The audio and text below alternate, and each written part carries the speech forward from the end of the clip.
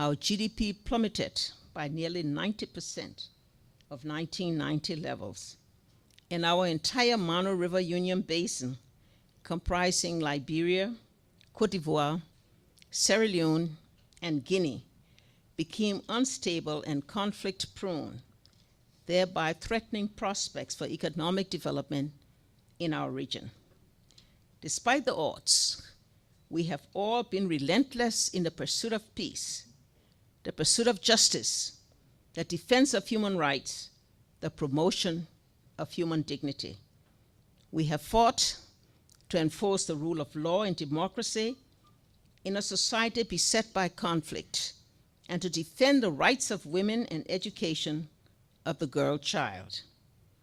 Peace has allowed us to institute reforms aimed at restoring access to basic services, rebuilding institutions, and improving governance, thereby enhancing accountability and creating an enabling environment for the exercise of basic freedoms. Peace has enabled us to rebuild our economy, to promote education and reconciliation. We have now completed our long-term agenda, Vision 2030, which lays a foundation for the transformation of our economy, aimed at better management of our natural resources to reduce aid dependency, thereby moving our country to middle-income status by the year 2030. Last month, the people of Liberia celebrated 10 consecutive years of peace and progress.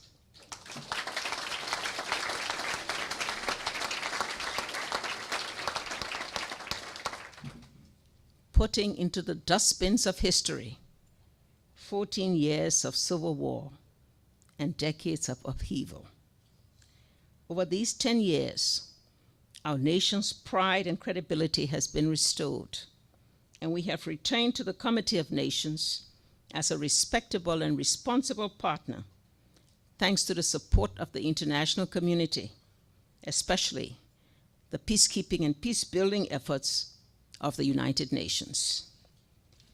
The empowerment of young people is essential in a country where 60% of the population is under the age of 35. Many of them war-affected youths of our civil conflict who did not have the opportunity of an education or skill. They remain the vulnerable elements of our society, but peace has given them a chance to have a normal life, to seek an education and vocational training, to engage in small enterprises, to regain their respect and dignity. We recognize that they are the catalyst for driving the economy and socio-political landscape of our country. We know that to maintain peace, we must make education and employment of our youth a paramount commitment of governance.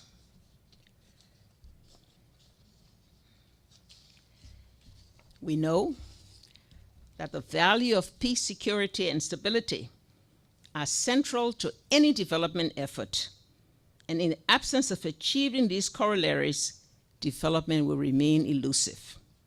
We thus commend Costa Rica for hosting the BYND 2015 International Conference, which brought together thousands of youth from all continents to recognize the importance of youths as promoters of development in this technological age. The record shows that globally, about 1.5 billion people live in areas affected by conflict.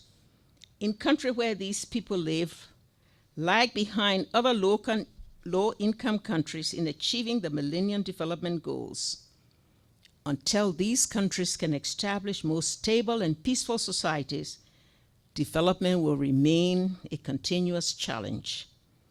Among countries working toward achieving the MDG targets, the worst performing states are found among the 26 countries considered conflict-affected or fragile. This is proof that the consolidation of peace and stability is inextricably linked to efforts that spur sustainable economic and inclusive growth. A peaceful environment enables government to tackle the challenges that confront their societies and respond more meaningfully to the expectations of their people. A classic example of the dividend of peace can be found in the positive transformation of Africa in the last decade. Although problem spots still exist, the continent has seen relative peace and stability, and this has translated into unprecedented growth and development. Most of the global success story of economic transformation have occurred in regions that experience sustained, uninterrupted peace and stability, creating the necessary conditions for investment in human capacity and strengthened institutions. In Africa as elsewhere, peace has engendered transformation, and transformation has given the youth an opportunity to prepare for leadership. Dear friends, it is with deep humility that I share this space, which honors outstanding personalities and world leaders who have made immense contribution to world peace and stability. These luminaries include Mahatma Gandhi, who was very much on my mind as I journeyed into his native India early this month and visited his samadhi, a memorial, and also the place of his assassination.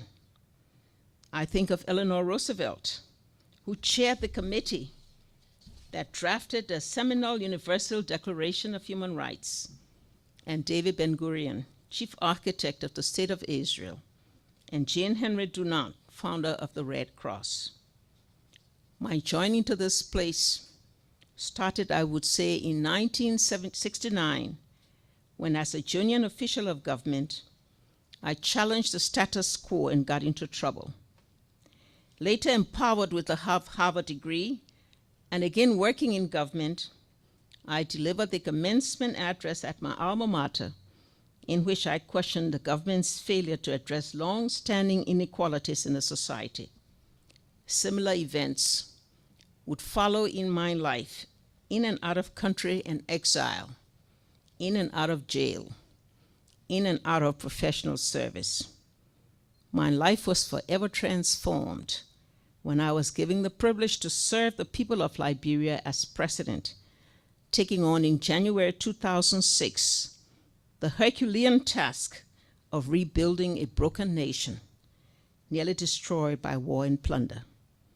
There was no roadmap for post-conflict transformation, but we knew we could not let our country return to conflict, and our greatest responsibility was to keep the peace.